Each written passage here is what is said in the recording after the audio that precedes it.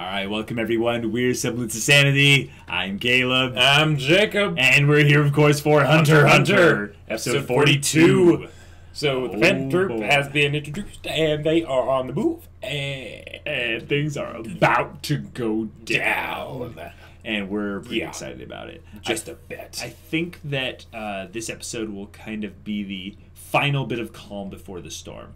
Like the I could see that. final little last bit of just not craziness. Yeah, I could see this being the not crazy, and then the episode after this is the actual auction, and at the end of that episode is when the Phantom Troupe Yeah, I don't think we've been very good at predicting the pacing of HunterxHunter. That's true. But I'm really excited about where this is going right now. Oh yeah. Particularly, I'm a little bit interested and a little bit confused by the way Gon and Killua will be weaved into the storyline. Which is interesting because they're the main characters. Yeah, I think that's kind of cool, giving Kurapika kind of the main focus at this point here. Yeah. But maybe we'll get a little bit more info on that in this episode. Possibly.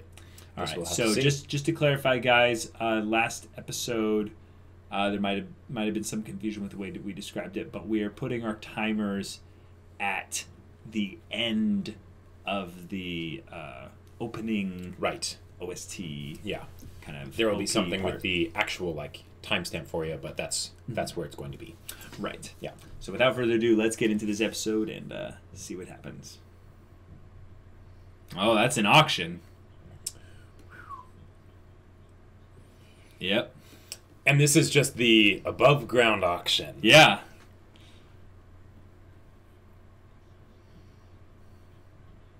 Oh, this is just the market. Yeah. Gotcha. Very packed. Uh-huh. Ha! No. This is just for the tourists. Gotcha. Oh. Nice. Whoa! Whoa! And that's what the Phantom Troupe's gonna steal. Yep. Whoa. Jeez. Wow. Gotcha. Right. That makes sense.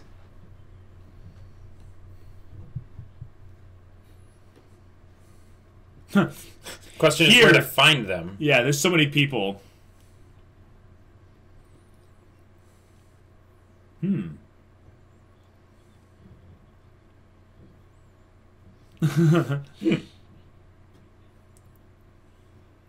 Nice.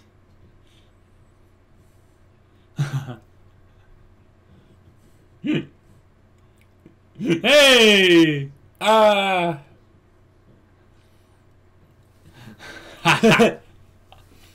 Good to see ya.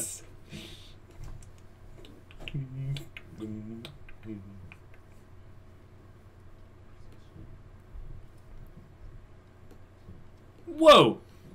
Okay. How fast?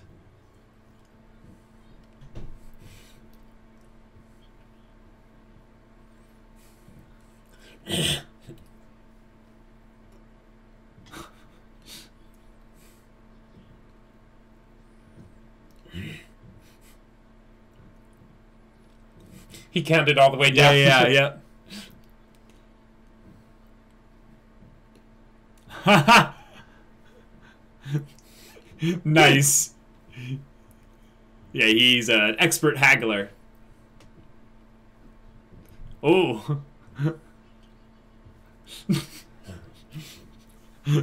Yeah, the awkward laugh is amazing. Yeah. Of What course. about you, Leorio? What have you been up to? Without me?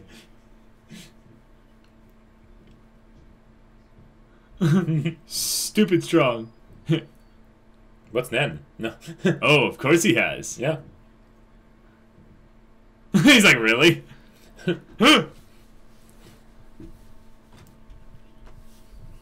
Wait a minute. Yeah. Yeah. Right. Oh. This will be cool. The main characters will have to teach him. Sure, potentially.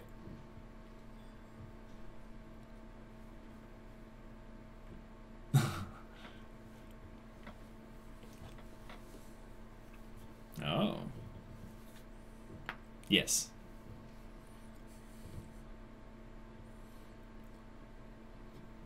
Yeah. He's gonna have a heart attack. Yeah.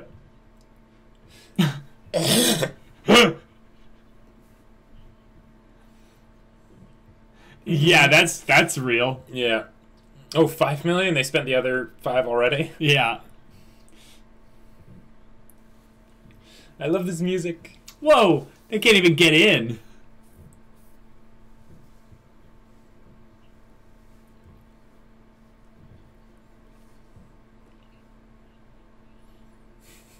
Yeah. Yep. Ooh. Oh. Yeah. Or not a good pro hunter. Right.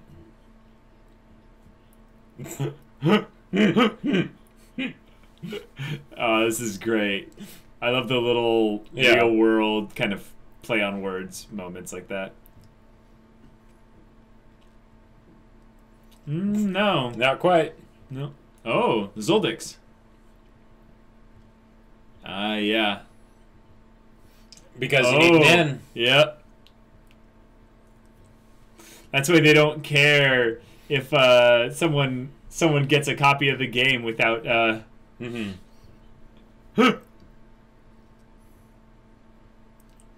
It's disgusting watching you eat, dude. Oh.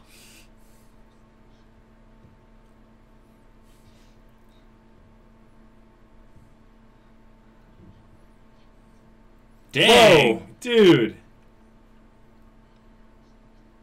Yeah. Okay. Ha! Oh my gosh. Oh my gosh. Wow. Okay. All right, here we go. More people.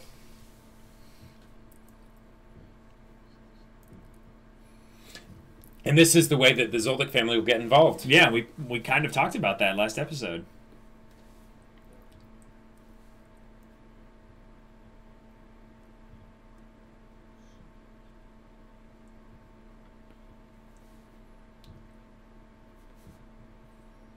Oh.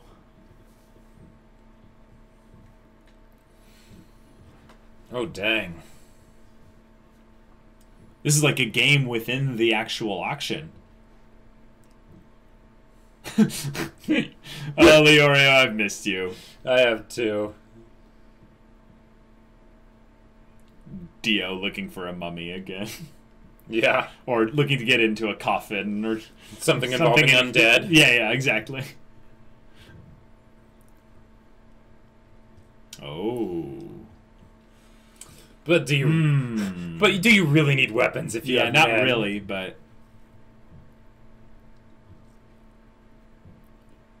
that just shows how effective the Phantom Troupe will be if they get in there, because that's true. Huh? Yep, that's hinting at the future. Oh. Dang. And the Phantom Troupe are about to wreck this whole thing apart. Uh-huh.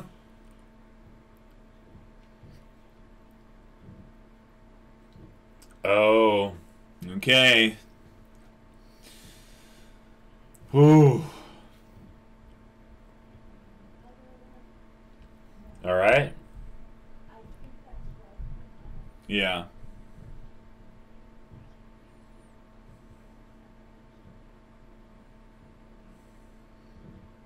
Yeah, they're being put together. Yep. Melody is her name. That's right.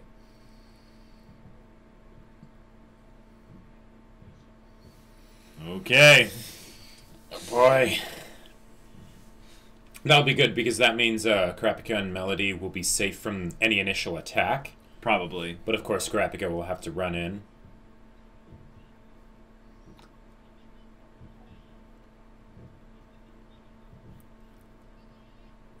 Trying to sell diamonds on the street. Arm wrestling gone! Oh my gosh! Wow. Oh my gosh.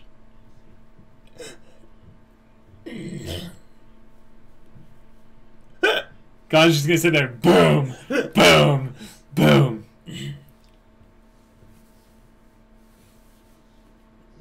Yes. Yeah, right. You don't want to show just how strong you are right out the gate.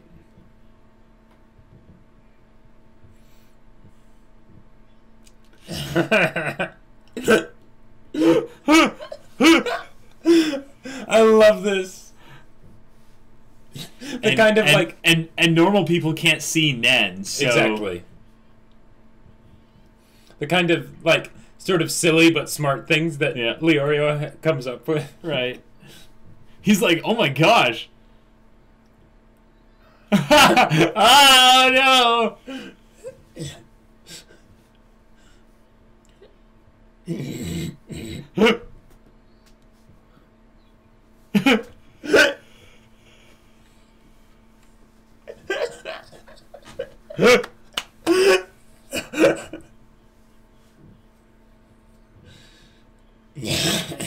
Gone, well done. He really sold it.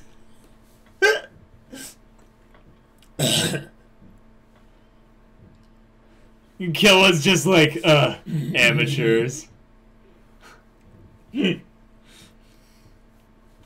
Yep. Yeah, you would need to do way too many people. Yeah. And that's just for a minimum bid. Right. Killa's just kind of ironically enjoying this. It's like, okay. Considering how easily they lost 5 million. 150 people.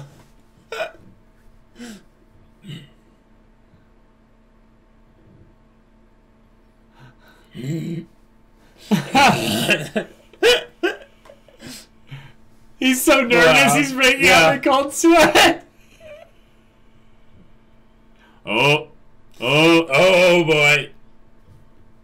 Okay, this is good. I identified your design as being like, no, watch. No. Oh, let's have a fair contest. Oh, he felt her aura. Yep. Whoa. Yes, this is a real Nen battle. Whoa. The table shatters. Yeah, there might be some stress underneath their elbows. Whoa.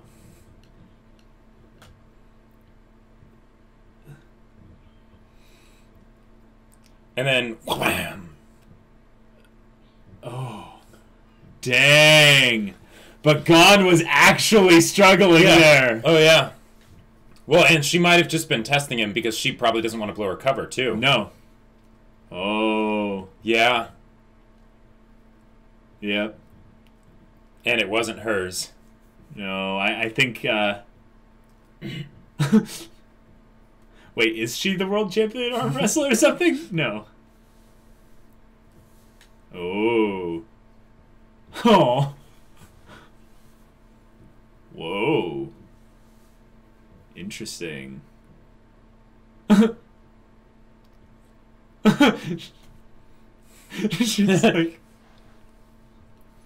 She's like, oh, but that would be fun. Exactly. Oh, the way they had no music there. Yeah. Throwing scissors.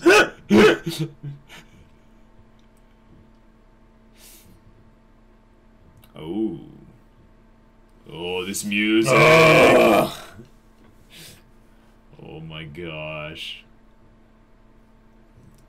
I love this music. Back here. Oh, wait a minute. It's like it's for a funeral wait a minute. or something. If the boss is alone, what if Hisoka... Oh, wait. Did Hisoka not go?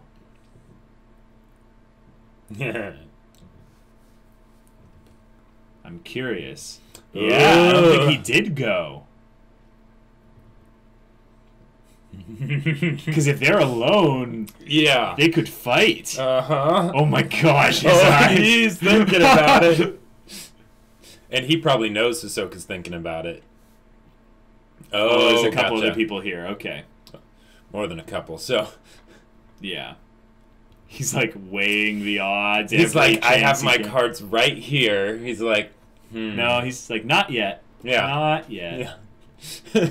Soon. Oh, Soon. that was so good. That was a great little exchange. Yep. Yes. No dialogue. Nothing really happened, but just amazing. Wow. I vow to obtain the items she desires. Oh my gosh. Oh. Stay tuned problem. Yeah.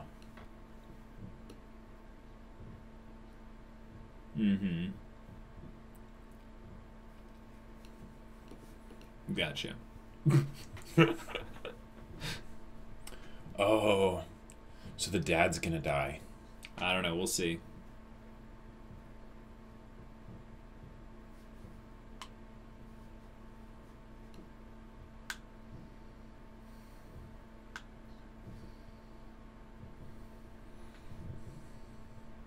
I love the look of the chains on Kurapika's I hand. do too. I love it. And the fact that it's just the one hand.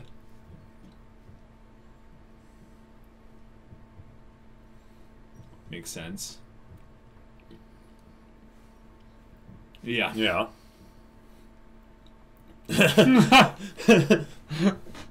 But most people don't care. Well, and as big as it is, probably doesn't matter. Yeah. Oh, they totally will. Yeah. Melody, are you going to bring it up? Yeah. Now's the perfect time. Oh.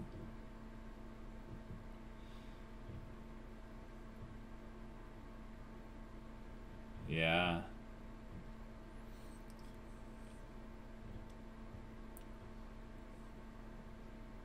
Whoa. Whoa. Yeah. Yeah. That's not a question. Yeah. Hmm.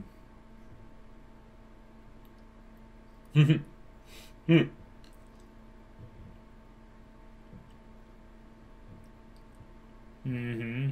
Yeah. And again later.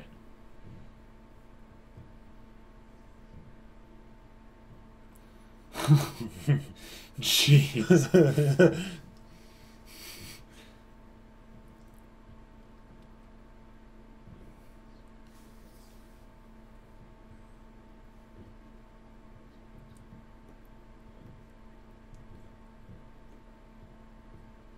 Oh, gotcha. It's a good distinction to bring up. Yeah.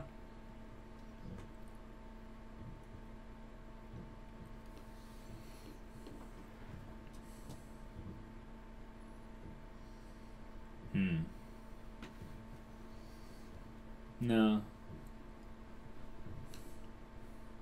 Yeah, exactly. A heartbeat is always honest.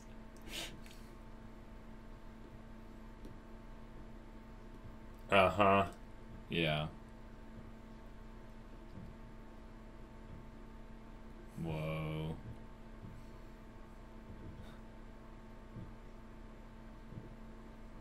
Huh.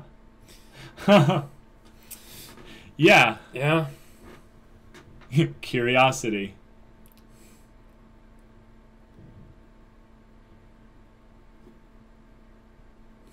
Hmm.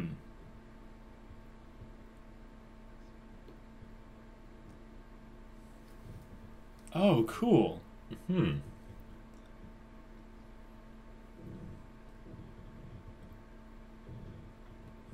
Huh. Yeah. Right.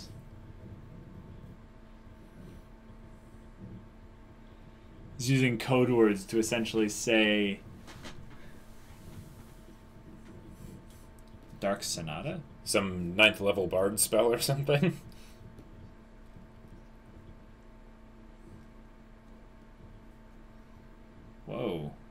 Okay. What the heck? Okay.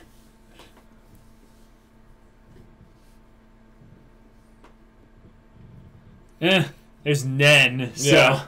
pretty much anything is possible.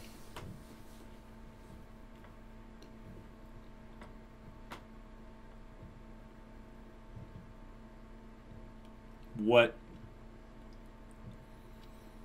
was wrong with her arm?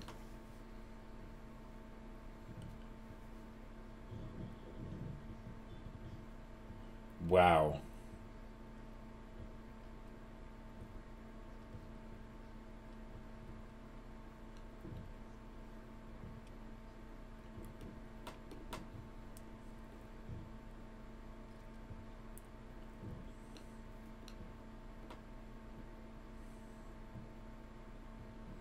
Whoa. But so she's gonna find it and destroy it. Yeah. That makes sense.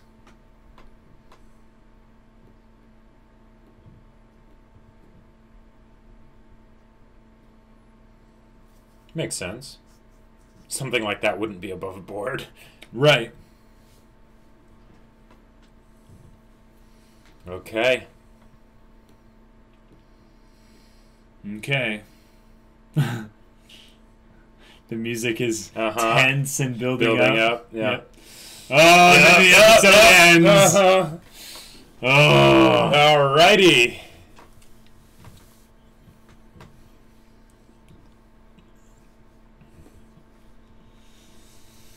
Okay. Okay. Yeah. Yeah. Stuff is about to get crazy. Oh, yeah. And another thing that I really am glad they did in this episode is they showed us that not all of the Phantom Troupe are going. That's true. At the very least, not immediately. Right. Well, so maybe there's going to be 2 waves. Yeah, or there could be 2 waves. It could be something where they were getting in position and then the rest of them are now moving. Because here's one of the other things. Right. Okay, they might not go into this, but if you have an auction, there will only be one item that's being sold at any given time. Right. So what they really want isn't necessarily the auction house itself, although that probably is helpful because all the people there have a ton of money.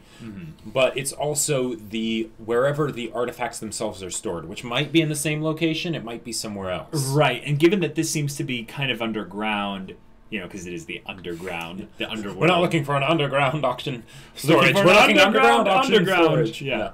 But having them maybe start a fight and draw the security and make them have to move all the artifacts and stuff, and then the second wave comes in and steals stuff. There's a lot of ways they could do this creatively, but I think the main problem is that the way they're setting it up seems like this whole place is basically, it's like they're about to besiege a fortress. Right, except the fortress doesn't know they're being besieged, so they can infiltrate first. No, possibly. Not necessarily. I get the feeling that, like, they won't be just able to just pay an entry fee and go in. Okay. Now, I think they'll aggress from the outside. Sure, and I like that they're showing that there is actual. They're using tactics, right? Right. They're not just being like, okay, there's a lot of us and we're really strong, so we'll just bull rush in. Exactly. And just run over everyone. Right, and because one, this place I believe is the security is done by the mafia, and the mafia is not expecting an attack.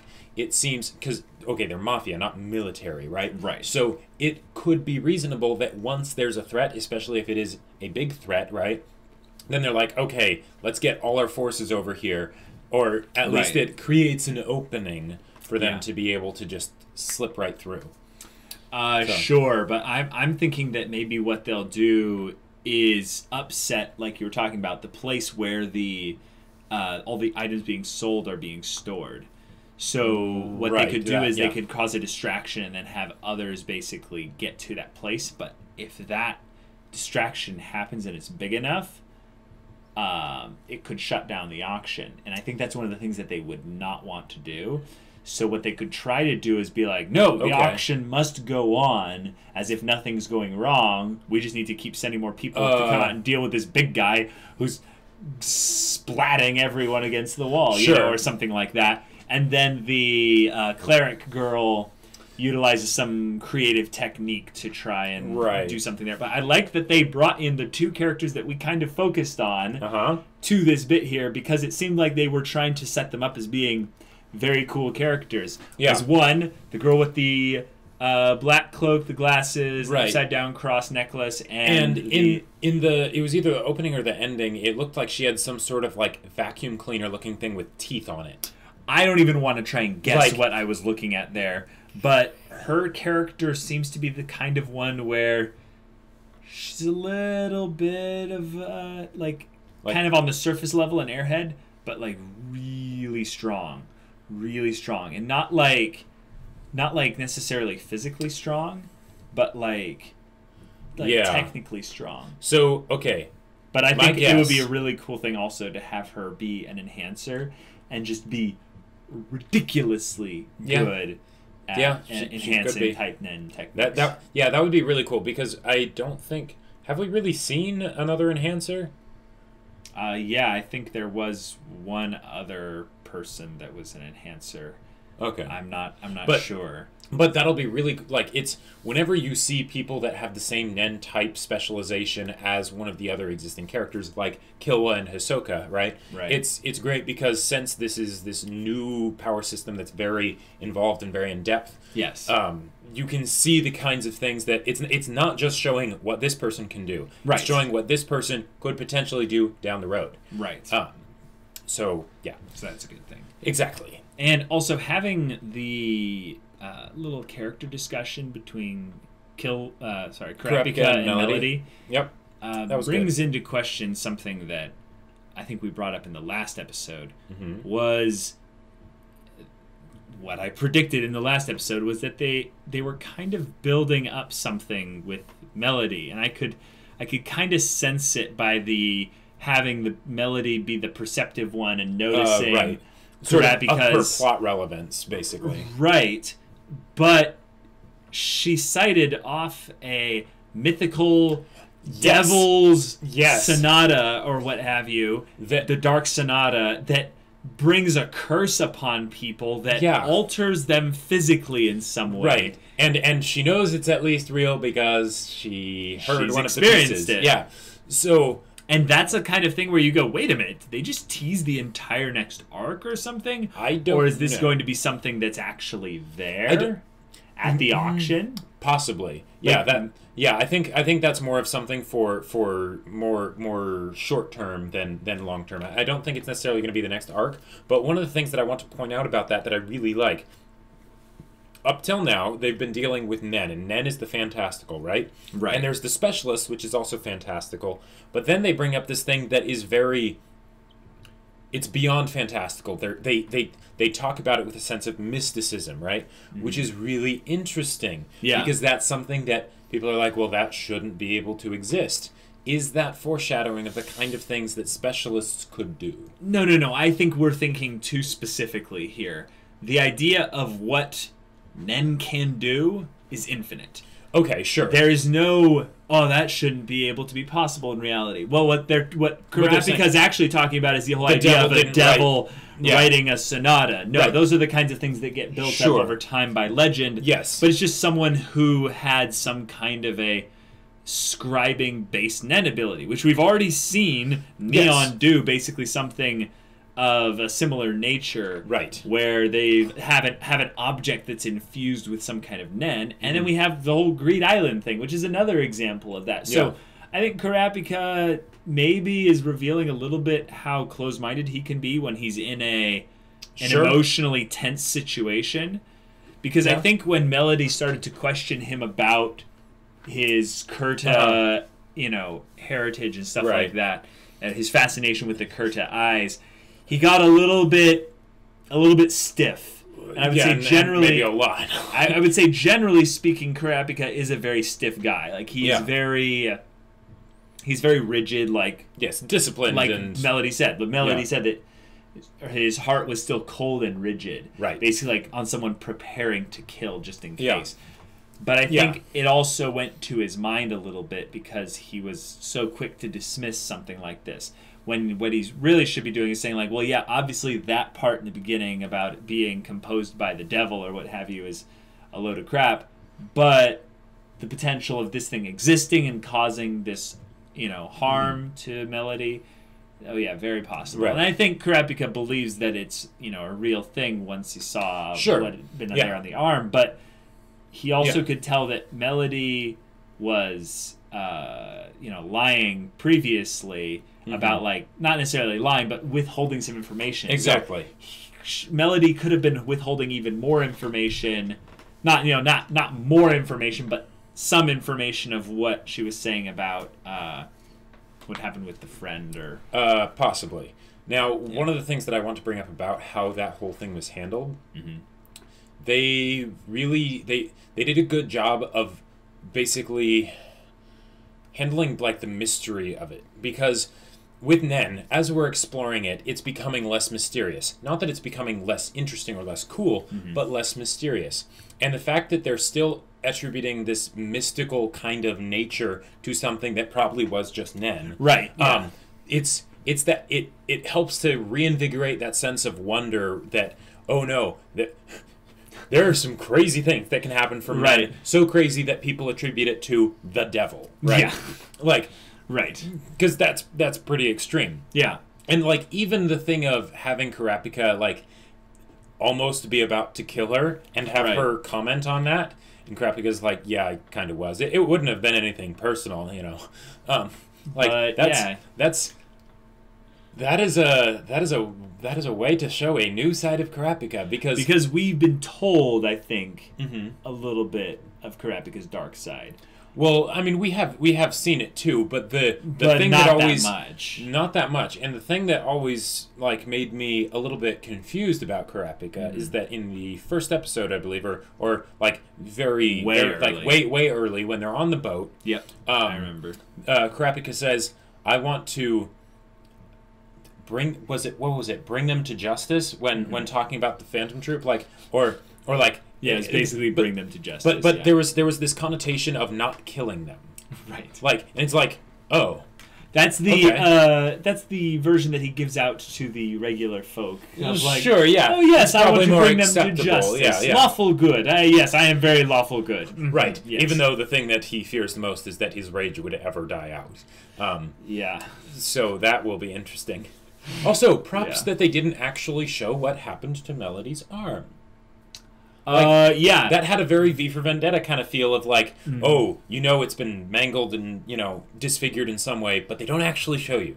Right. Sometimes we always talk about showing rather than telling, but sometimes showing a character and not showing the audience, and we get to gauge based on the reaction of the character. The imagination. Yes, it does. And there's some really cool things that can happen there. But, all right. We all know what the MVP moment of this episode was. Yeah, it's Hisoka's little kind of evaluating of the situation, being I still want to kill you.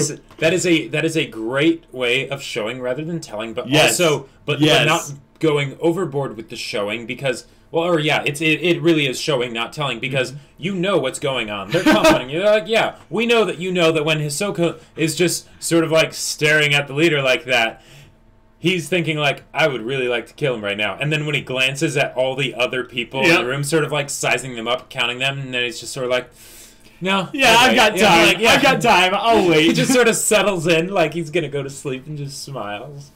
Right. And it's one of those things to where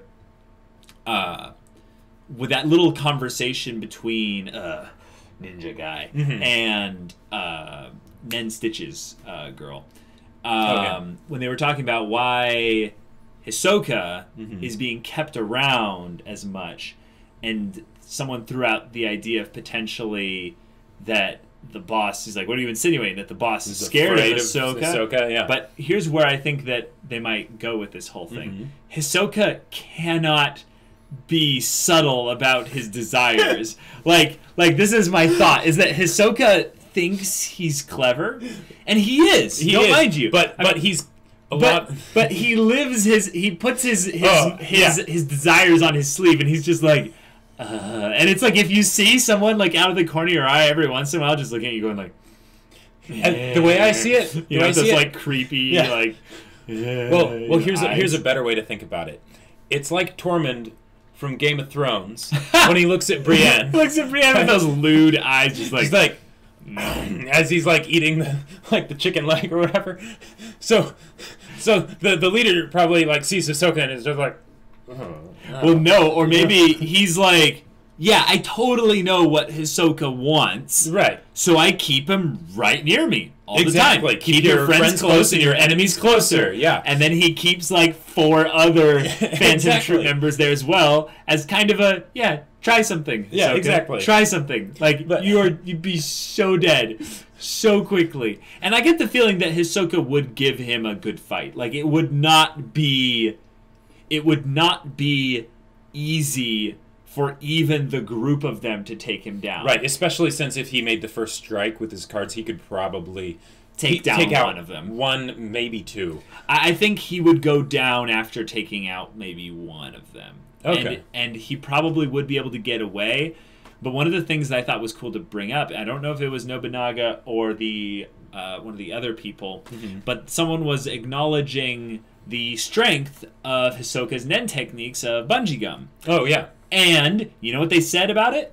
It's hard to counter. Yes. I was like, wait a minute.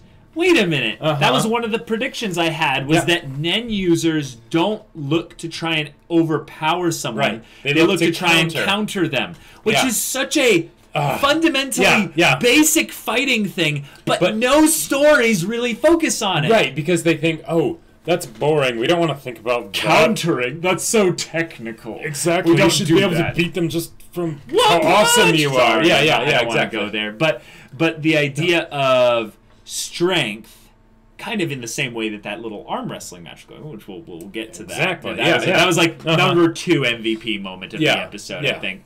Well, basically, a lot of the stuff with Leorio was fantastic. Yes, but Leorio was Leorio was in classic Leorio style this episode. Yeah, because but can we talk a little bit more about the... Yeah. So, that Hisoka has this technique that he knows a lot of people know about. Right.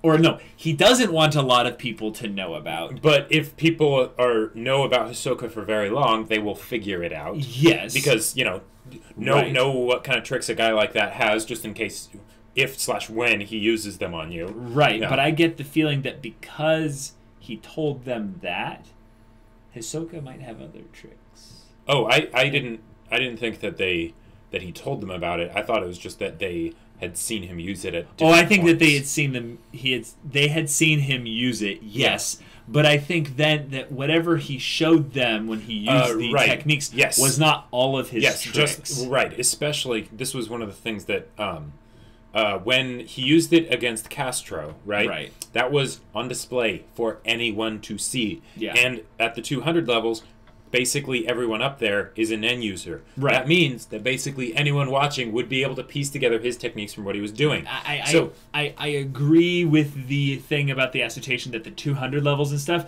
but the fight was broadcasted for everyone, meaning that there were a lot of people who couldn't see the Nen. Sure. But they didn't allow only 200 users and above to go into the stadium. Absolutely. But what I'm saying is that if he basically just used that technique for when he was fighting Castro. Right. Like that was basically all he used. So it's pretty public knowledge that that's what Hisoka does. Exactly. Yes. Which means since Hisoka is a trickster, right, it would make a lot of sense. In fact, it wouldn't make sense for him to not have some other card up his sleeve. Right. So we're excited to see whatever that is. Exactly. The Gon, Killua, Leorio stuff was probably like number 2, like best moments. Yeah.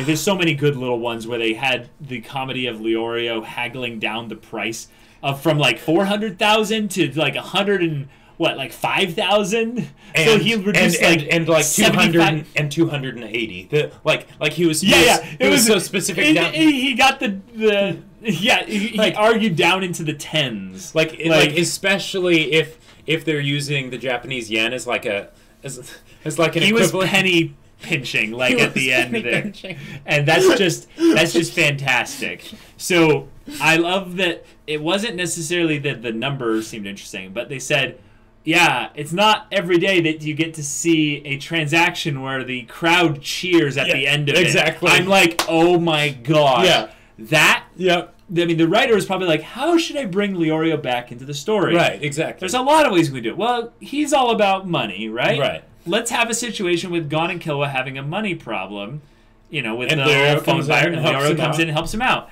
Yeah. And, of course, he's an expert haggler. Right. He brings it down and he argues that, you know, it shouldn't be, you know, $4,000. It should be, you know, $1,002 and 28 cents or something. And the person's like, can you just leave already? Yeah. It's like, no. We're going to get a good deal here. And I love that. I love that he came up with this great ploy because, like, and it's not even that great of a ploy. Like, no, it's pretty simple. It's pretty simple. Yeah. But, you know, the simplicity is why it's so good. Yeah. and of course, it's working like clockwork. It's just amazing, right? Leorio's making sure that he's the money. And Leorio's loving it. Like, oh, he is having so much fun. And Killua's just like, we need almost 1 million more people in order to actually be able to just place a minimum bid on the game. Which is kind of funny because you think about how fast-paced all the other events in the story are going. Mm-hmm. You can kind of see the futility of what they're doing and that they probably will just have to end up stealing the game. Exactly. But that doesn't make it any less fun to watch. Exactly. Yeah. Also, you can sneak in very cleverly some little moments where a Phantom Troupe member just kind of casually walks through the crowd and goes, oh, this looks like fun. I'm gonna... And I love the way... We're just like, oh no, here we go. And they didn't notice her aura until they physically touched. Right. And even then, Killua and Leorio, I think, were trying to put on the act, so they weren't like freaking out. But we don't know necessarily if they sensed much of anything from her. And that's the kind of thing where I'm like, wait a minute, maybe her techniques are very subtle. But that maybe just shows how strong she is and that she gave Gon a run for his money while being like not very demonstrative with her techniques. Sure. They could have been like using Zetsu like for most of the time, like keeping their auras to like a minimum because like who? Her Gon and no. The Phantom Troupe people. Possibly? Like maybe not, but it's something that I could see. I don't think they would need to. I think using it maybe might be actually a little bit of a kind of a something that would alert people, if anything. Right. Possibly. So if anything, you just, you know, someone like Castro could sense people's auras all around and stuff like that. So maybe if you sense like, oh, that group walking together, they have pretty strong auras. Like, oh, okay. They all just went and started using Zetsu. Wait a minute. Why? Why did they do that? Yeah, maybe it would be better for them to be as nonchalant as possible, even though... Hiding in plain sight. Yeah. Yes, exactly. Even though they would turn heads if there was a Nen user who's like, whoa, there are a lot of really strong Nen users right there, all clumped together. What are they up to? Well, I think the idea also is that there's a lot of people who can use Nen, but there might not be as many people like Castro who can sense the strength of someone's aura. They might just be able to tell, okay, you can use Nen probably. Your aura seems to be trained. Sure. But not everyone is a Netero or a Castro or a Hisoka or something like that. So I feel like that's maybe the distinction. Is that here it's the Mafia, and there might be some high-ranking members that are powerful Nen users, but we still don't know the ratio of like what percentage of the world uses Nen versus not. And I'm getting the feeling it's a lot lower than we think it is. Yeah, I think so. Because, the amount that they did to build up the Hunter exam, which I think was amazing. Yeah. And then from that, not all of the people that actually took the Hunter exam and got to that final bit even had Nen. Right. So it was basically a final bit of the Hunter exam to learn Nen. Yeah. Which, actually, I think that was one of the points. That was one of the enhancers we forgot about. It was one of the people that finished the Hunter exam. I didn't think they'd go over some of them and say which ones go. Yeah, maybe. I think it was Hanzo. Yeah, probably Hanzo. Hanzo was an enhancer as well. Maybe. I don't know. Guys. But we find out, just go back and take take a look. Or, you know, whenever they become relevant to the story again. Right. I get the feeling it's one of those things where in rewatching the show, you'd be like, oh, that person's totally an enhancer, that person's a conjurer, you know? Right. There's a lot of value maybe in a rewatch of this show because of just the Nen system alone. Yeah. I mean, I know there were a lot of things that they hinted at in the little bit with the island part of the Hunter's exam where they showed people probably subconsciously using Nen or people using Nen and we didn't know what that was. Right, at like the snake trap and all that. Or the bees, yeah, and then of course like Hisoka and the obvious ones. Right, but having that be basically the most simple racket little shtick for Gon, Killua, and Leorio was perfect. That was great. Because it feels like something Leorio would come up with. But I love that Killua just kind of was just chuckling to himself and just like, this is so dumb, but whatever. Okay. Yeah. Like, he seemed to be a lot more chill recently. And I think this is an example that the really, like, in-depth people might, like, freak out about because they know way more about Gon and Killua's relationship than we do. But I feel like there's going to be these little moments where we'll see a little bit of Gon rubbing off on Killua. Sure. And I get the feeling, unfortunately, that there's not really much rubbing off onto Gon.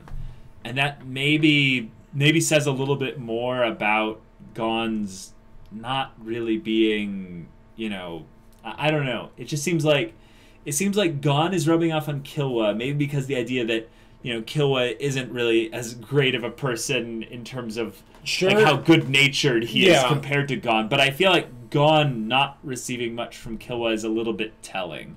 Possibly. It could also just be that Killua hasn't really interacted with people much before. He's never really had a friend. So it makes a lot more sense that when he actually gets a first friend, that they would, you know, you're the sum of the 5 people close that you spend the most time with or whatever, right? Yeah. So since he hasn't really had experience with spending time with other people outside his family, it makes sense that Gon would have a much bigger effect on him. Whereas Gon, he's, you know, he hangs around with all kinds of people all the time, you know? Sure. Okay. I mean, I think that makes sense. Also, you know, he's a transmuter like Hisoka, so we know he's kind of fickle and, you know, kind of... Whereas Gon is an enhancer, so steady Eddie and... Yeah, exactly. Yeah.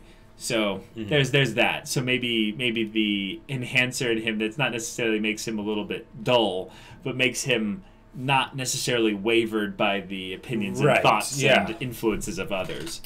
Yeah. I wonder if anyone like ends up having some kind of mind control Nen type ability and they try to control someone like Gon or some other enhancer and they're like, ugh, enhancers, I always hate their abilities just naturally counter me because they're so dull and you know, earnest and just simple-minded that I can't do anything with them. I hope not, because that would be really dumb. But yeah, mind control it's something I randomly thought about. Like if you ever actually get it to work, the girl with the kissing.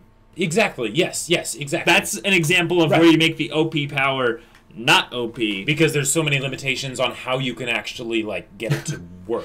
Right, and I think that's fine. That's an example of where it works. And I wasn't saying that it only works on people Professor Xavier, where it's just I think about it and it is reality. Yes, right. Yeah, anyways. Yeah, but I'm sure that we'll get some also pretty high, intense power Nen abilities from the Phantom Troupe people going in there. But I also get the vibe that since they sent in this group. And they sent in the big bruiser guy. Yeah, he is actually really strong. Yes, absolutely. I think that's one thing that you were saying that you thought he was going to die. Well, I think he's the dragon, basically. He's the immediate obstacle that is super strong that needs to be overcome. Right. I agree that Kurapika and him will probably fight at some point. Right. But I don't know if it's going to be soon or not. If it is soon, then yeah, Kurapika will win. I'm pretty sure. I was going to say Kurapika might lose. Oh, really? Yeah. Well, because, like, we don't know how things are going to go in this show. Like HunterxHunter does a really good job of, like, doing subverting expectations. Yeah, subverting expectations, right? If anything, that's what you can predict, is that they'll subvert expectations. Sure, but there's a lot of expectations that, like, I know each of us have jumbling around in our heads constantly about the show with regards to an individual character's plotline. Right. So I'm just going to put it out there in particular that I think that you're right in some way, and that he is the dragon, of the trope for Kurapika. But if they do fight soon, then he might lose pretty badly. Gotcha. And I don't think he'll be killed, but I really wonder how Kurapika could even get him into a fight where they would actually be able to just fight. Right.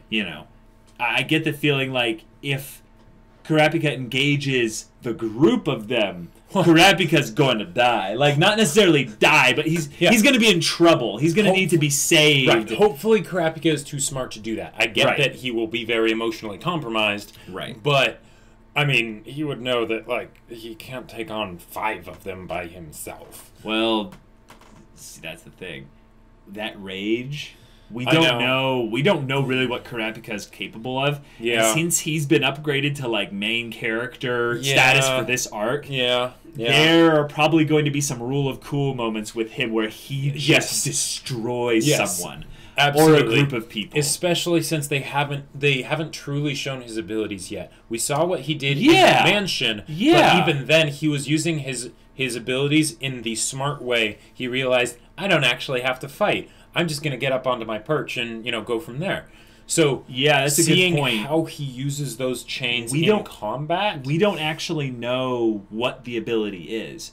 Because, as far as we know, we know he's a conjurer. Right. We know that the chains themselves are probably Nen. They are probably not... I mean, are they real chains? Or are they...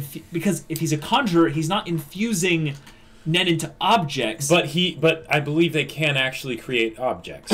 That's my point. Is that the chains themselves are actual chains? Nen. No. I mean, the chains are made of Nen.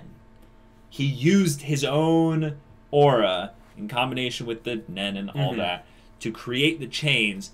The idea that he could essentially have them be the focal point for his power, but his actual ability is something way drastically stronger than just the idea of a binding spell, which is kind of what I thought you were when we were talking about this about a week ago. We were talking about, it was a week ago, it was about 4 days ago. We were talking about how he reminded you of, what was it? Like a binding cleric. A binding cleric, yeah. And I was like, oh, that perfectly makes sense. But then I thought about that technique, and I'm like, wait, that's really simple, so that might make it actually very strong. But I also feel like that's too easy to counter. Right, because, and they specifically said when he was making the chains, you can't make an indestructible chain, Right, so what's the aspect of the chain that makes it really good? Yeah. And that's the part I'm excited about, is the idea because that... it's not an enhancer, so it's not that the chains are going to be super awesome in and of themselves. Right. I'm thinking of something like Nen draining chains... Maybe something that, slows down just a person enough and just wears them out slowly over time. Like, imagine Kurapika. He's a tactician. Like, he's a very... He's a very, in the moment... Analytical. Very analytical, stuff like that. But he knows what to do in the micro little moments. I don't know if he's a great big-picture strategist yet. But if he gets involved into a fight, I think he's going to have some very, very clever tactics. Sure. That will keep him from having to worry about getting one shot. Right. And that's how the chains are going to be an example of that. Right, and that'll be really cool because I think that's how they're going to give him a lot of those rule of cool moments. Right. Because they're going to show that maybe this dragon dude, I forget his name. Maybe he's not the dumb brute, right? He does have some smarts to him. But Kurapika's 2, 3, 5 steps ahead of him. Kurapika will not play him like a puppet because that's a manipulator thing, but But I get the feeling also, this is the other thought I had, that he has some kind of AoE function to his chains, and he's prepared to actually take on a large number of the Phantom Troupe. To, like, CC a bunch of them so Yeah. that he can fight them Like, legitimately, basically, like, create some kind of a field. Like, imagine he's going to fight one of them, and then 3 others pop out, and he's just like, no, I'm going to fight you in 5 minutes. And they're like, wait, what? And they do something, and it basically is like this very easy to get out of thing. It just takes a lot of time. Like, it doesn't require any energy. Okay. Like, I'm thinking of, like, really ridiculous ways that they can come up with this, but I feel like Kurapika having a weapon that's having a technique that's kind of a one-hit kill thing doesn't seem like him. No. It seems like he would go for something that specifically, like... dismantles the person. Yes, or specifically restricts the abilities of other people to interfere with his goal, and then he focuses on the 1 or 2 or something that he really is engaged with. Sure.